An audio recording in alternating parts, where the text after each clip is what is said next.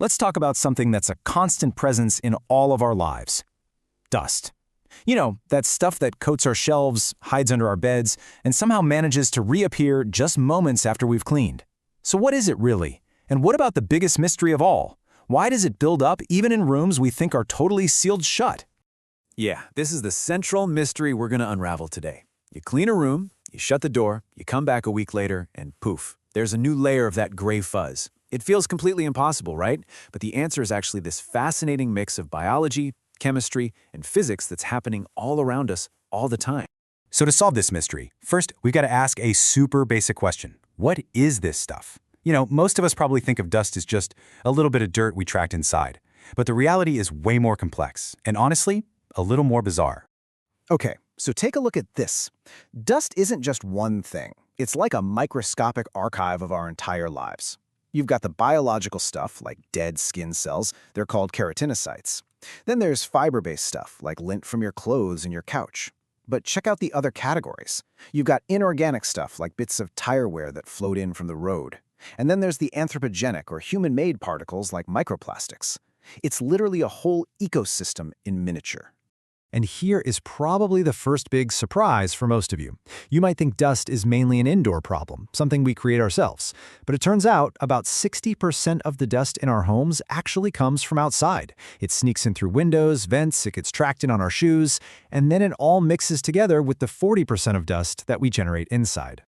So, speaking of that indoor dust, we are the main ingredient. The average adult sheds about 1.5 grams of skin flakes every single day. Now that sounds like a tiny amount, right?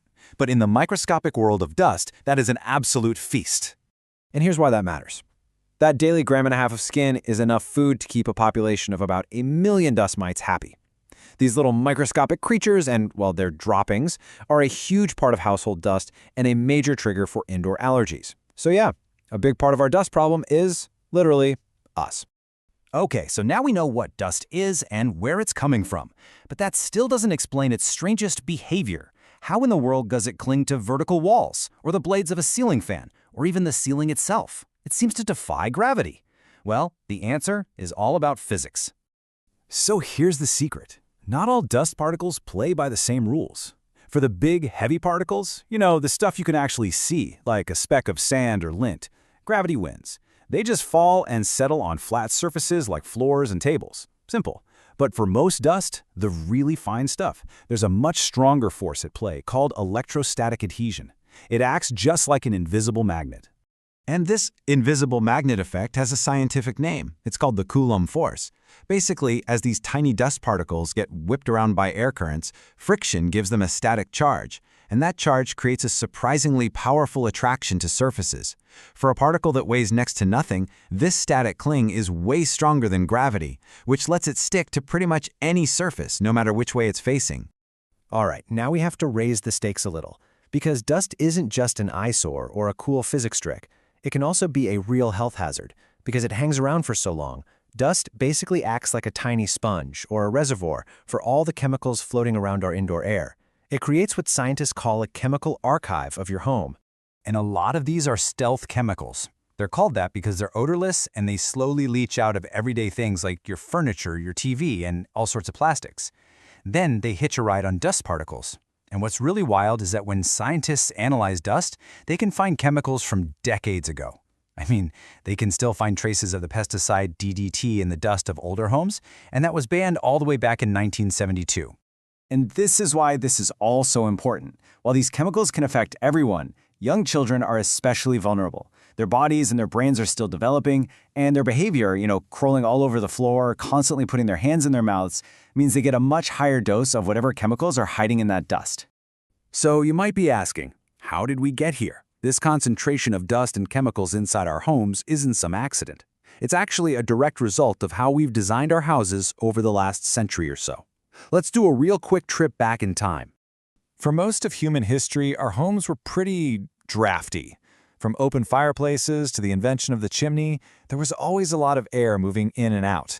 Even the first air conditioners back in 1902 filtered the air. But the huge turning point came in the 1970s.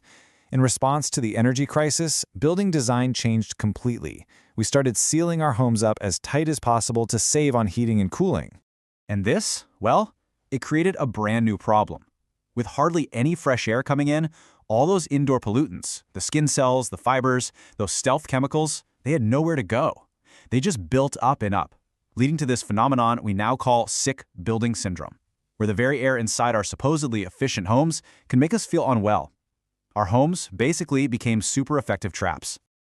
Okay, so that's a bit of a grim picture, I know, but the story doesn't end there. As our understanding of dust has gotten better, so has the technology we use to fight it.